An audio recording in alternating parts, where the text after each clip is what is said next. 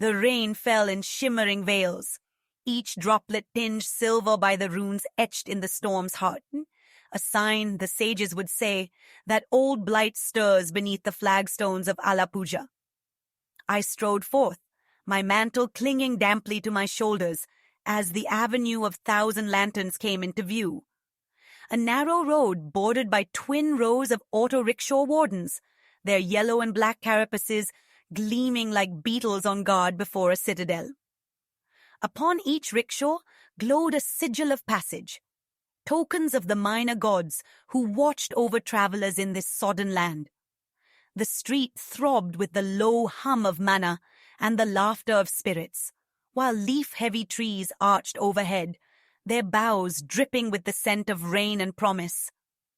At my side, Jinbatanin, heartwood companion, tugged his hood lower.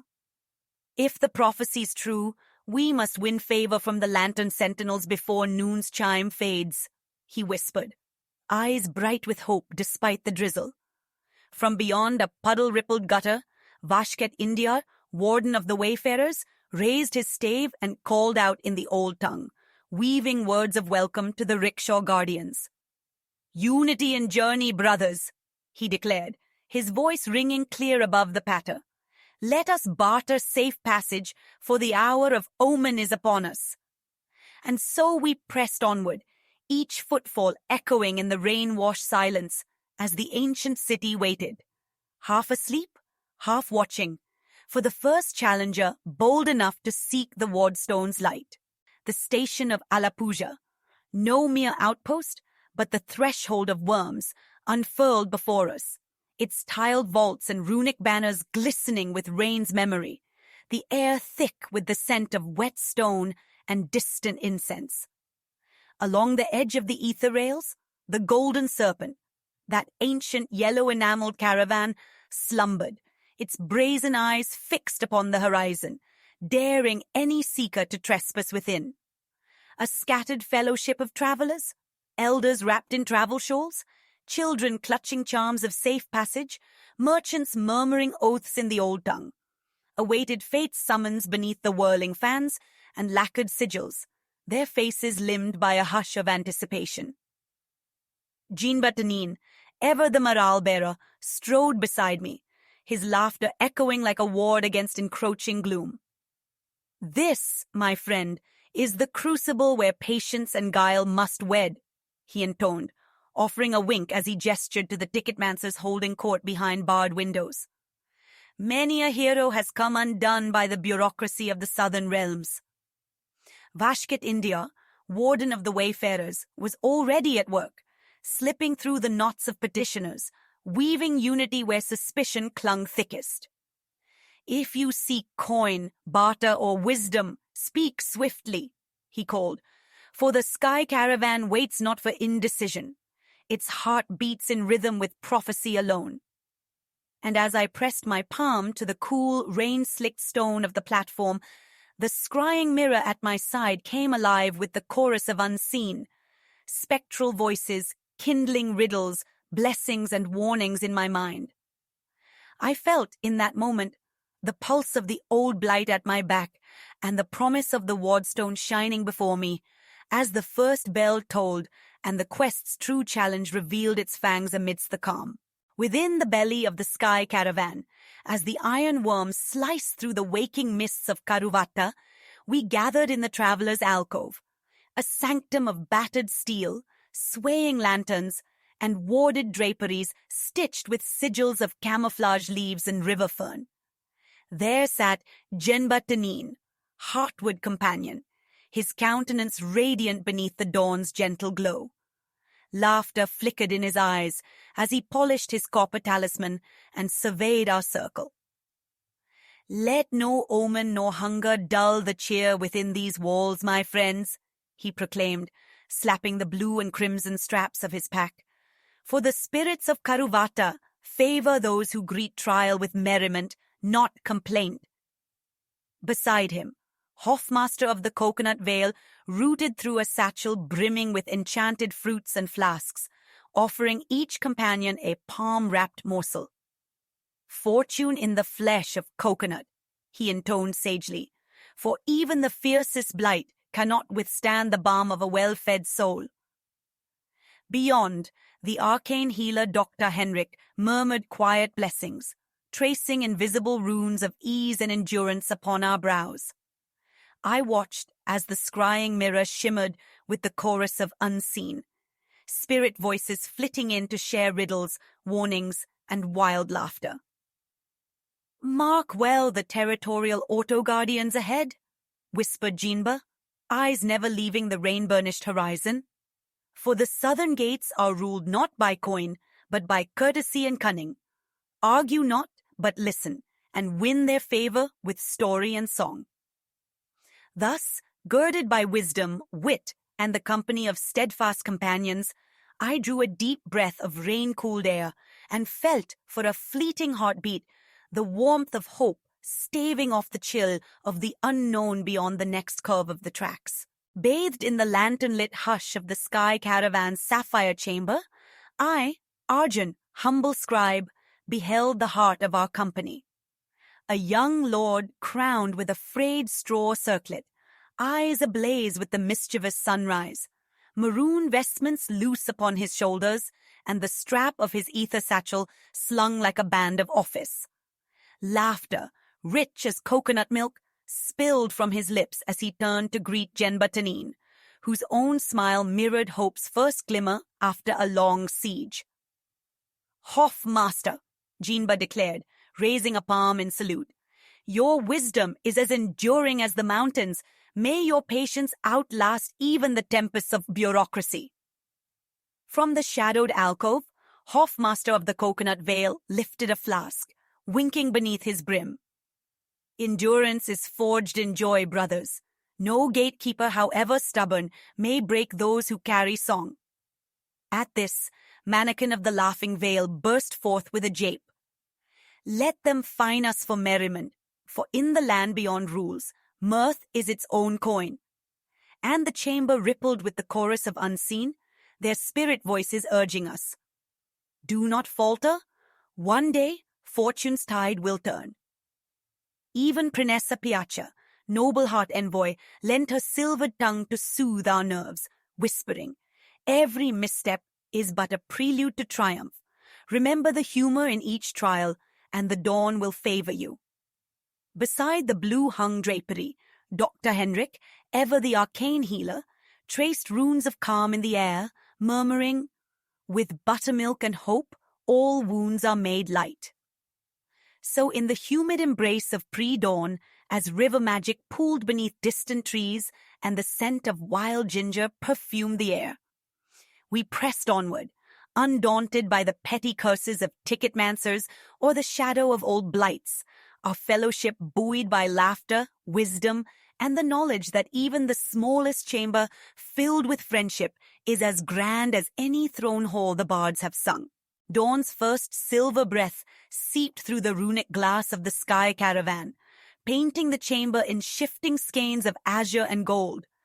Beyond the warded pane, Karuvata's platform gleamed, slick with rain and shadow, a water mirror where destinies might slip and vanish.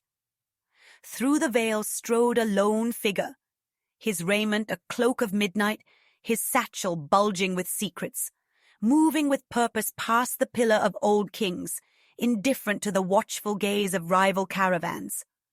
Across the sodden expanse, the crimson serpent, an ancient rival worm, its windows blackened by enchantment, waited in silence, a harbinger of contests yet to come. Within the hushed alcove, Mannequin of the Laughing Vale nudged Jinba Tanin and whispered, "See how that traveler moves? Not south nor north, but between, perhaps an omen or a spy from the great houses." Jinba grinned, ever buoyed by hope, replying, "In these borderlands, all are strangers and kin alike. Let laughter be our shield, for suspicion breeds the blight." Prinessa Piaccia, draped in dawn light and dignity, leaned close and murmured, "Let us welcome all, for unity is the strongest ward against encroaching gloom." As the scrying mirror shimmered with distant spirit voices, echoes of home, feasts, and jest, Our fellowship gazed outward, hearts braced for whatever fate might step from the rain, knowing the next trial awaited amid empty rails and the watchful eyes of ancient rivalries. From the crest of the Bridge of Dawns, I gazed down upon the tranquil expanse of Caruvata's platform, a mosaic of silver-scaled worms slumbering along parallel ley lines, their scarlet runes breathing softly in the mist-laden air. The sky, veiled in cloud, lent the whole station an ethereal calm. Only the gentle clatter of a lone figure, robed in sun-bright yellow and trailing an ether satchel, disturbed the hush as they descended the stair. Perhaps a messenger from the southern houses, or a pilgrim drawn by a prophecy's whisper. Jean Batanien stood beside me, his cloak still damp from the monsoon, voice low but brimming with hope. Even the smallest crossing may change the course of the river, Arjun.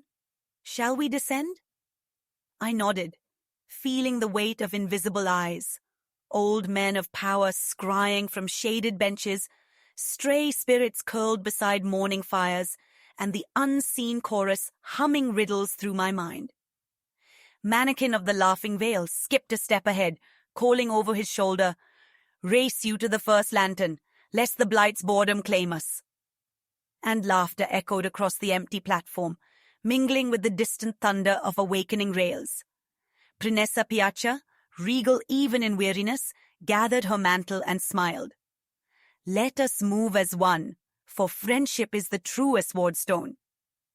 Behind, Tacobel Farte twirled his staff with a conspirator's wink, scattering a handful of sweetmeats for the station's slumbering guardian fox, while Dr. Henrik murmured a blessing, his hands weaving bright sigils to grant us swiftness and luck. Thus, in the sacred hush before dawn's full triumph, we descended into the heart of Caruvata's waking maze. Companions united, fates entwined, every footfall striking sparks upon the shadowed forge of legend. Beneath the honeycomb glow of lanterns and flickering sigils, I pressed through the throng to the fabled sapphire stall, a sanctum of alchemists nestled amidst the cacophony of the southern market. There, behind a counter of battered iron and rune-etched glass jars, stood the elder brewkeeper, a stern sentinel garbed in plaid, his hand clenched upon the marble as though guarding the secrets of his craft from 1,000 generations of wandering souls. Behind him shimmered the Chillwood chest, a great crystal vault bearing the sigil of the water god Pepys, its panes misted and aglow with the hues of bottled mana, ruby, jade, and sapphire elixirs stacked in sacred order. The brewkeeper's gaze pierced me, ancient and unyielding, as if weighing my worth upon the scales of hospitality and hunger. "Traveler of distant realms," he intoned, voice as gravelly as riverbed stone, "choose your draught wisely, for not all thirsts are born of the body, and not all potions soothe." Jean Batanine, heartward companion, stepped to my side and offered a half-bow, laughter dancing in his words. "Let us taste the lemon-kissed spirit, good sir, for the night's journey has parched even our mirth." As Dr. Henrik, arcane healer, studied the lined jars, one brimming with golden slices of sunfruit, another swirling with the promise of rejuvenation, he murmured, "Every elixir tells a tale.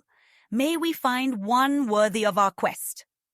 And all the while, the chorus of unseen voices from distant lands rose within the scrying glass at my hip, urging caution, jest, and daring in a dozen tongues. In that bright, crowded haven where the Blight held no sway, the fellowship's spirits rekindled, and I felt the first spark of true hope flicker beneath the mantle of night.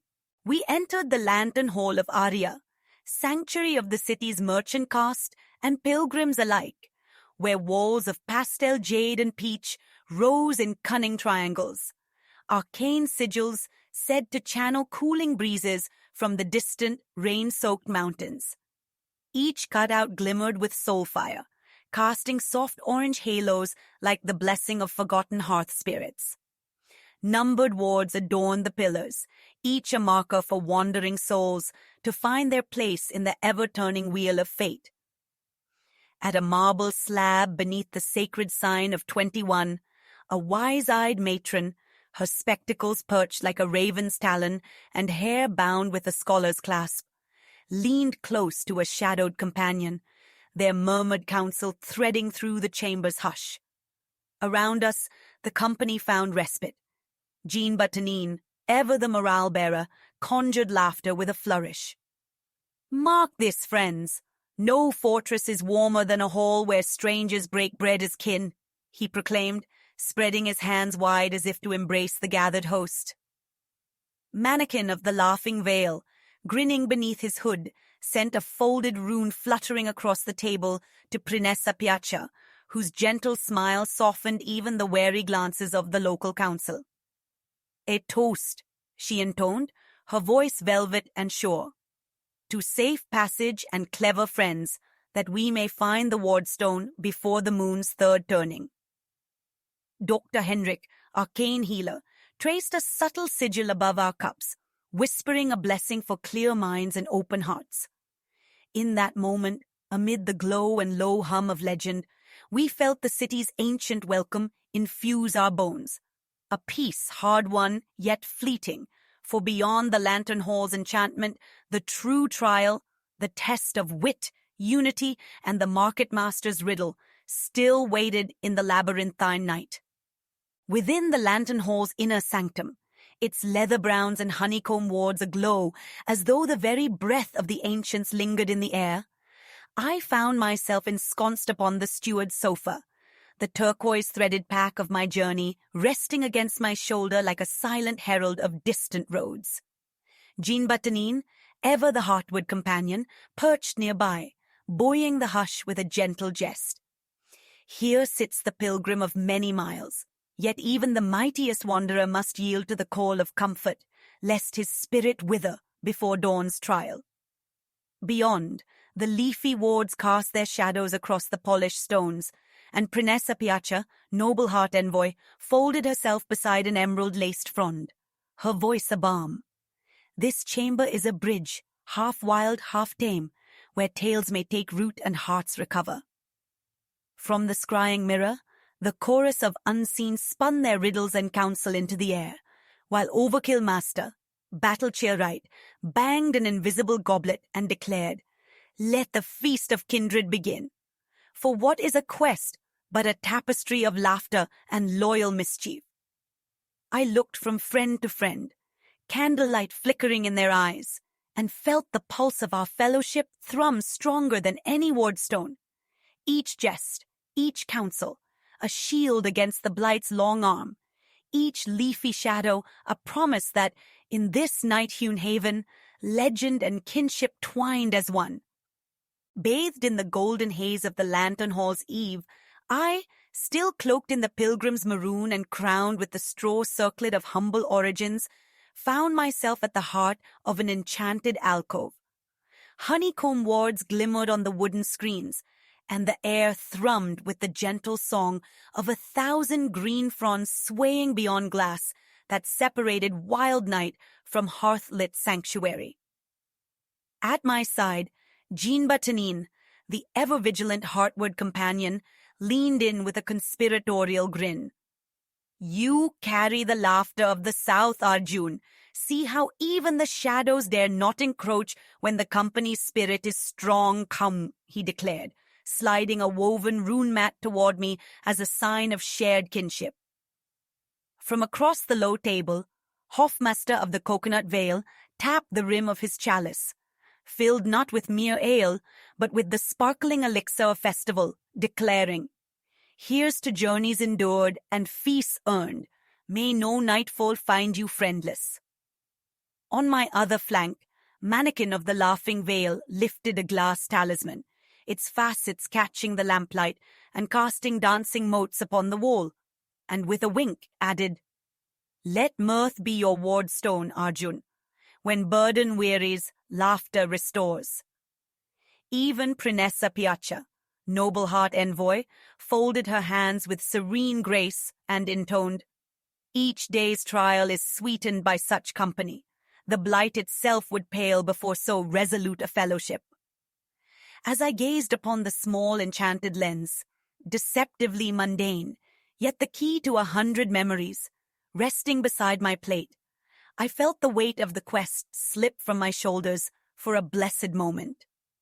The scrying mirror flickered as the chorus of unseen whispered riddles, jests and blessings through the ether, and I could not help but smile, for here beneath the honeycomb moon and lantern's watchful eye, I was neither exiled nor alone, but welcomed. One heartbeat among many in the ever-brightening legend of the Wardstone Company.